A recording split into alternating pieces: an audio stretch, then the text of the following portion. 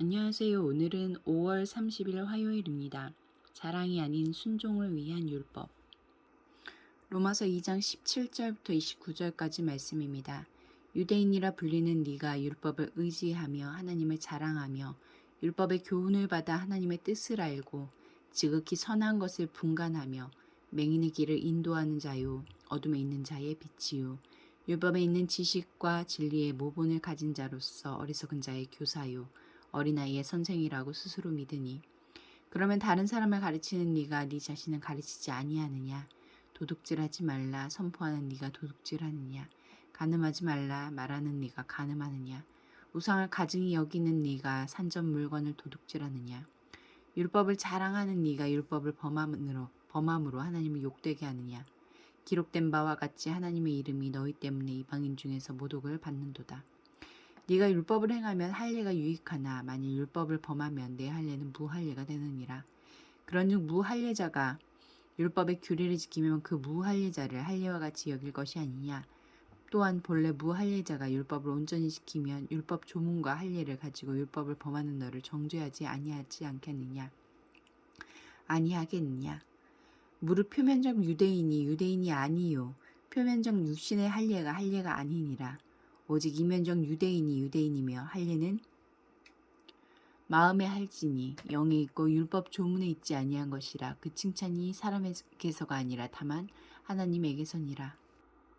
17절부터 20절까지 말씀에서 하나님은 어떤 분입니까? 이스라엘을 택하셔서 아브라함에게 주신 언약을 이루게 하셨습니다. 그들만 구원하려는 것이 아니라 그들을 이방인의 빛으로 삼아 천하 만민을 자기 백성으로 초대하기를 원하셨습니다. 이스라엘은 하나님의 율법에 순종하여 거룩한 백성으로 살아갈 때 이 사명을 감당할 수 있습니다. 따라서 유대인에게 율법은 의지의 대상이며 자랑의 대상입니다.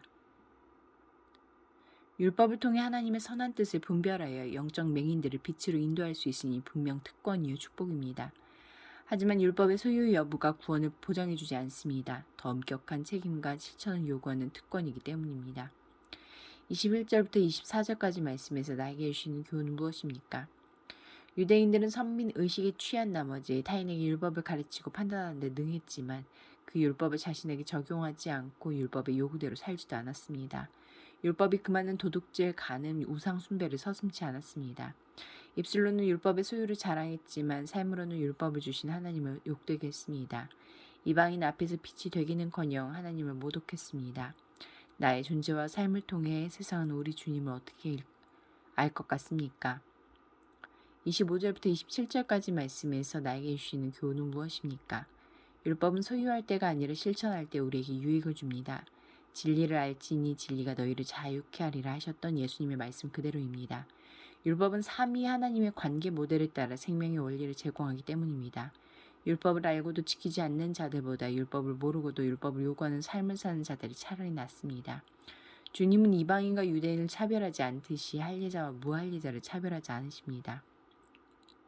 28절과 29절 말씀에서 나에게 주시는 교훈은 무엇입니까? 하나님께 중요한 것은 몸에 남은 할례의 흔적이 아니라 마음에 행한 할례입니다.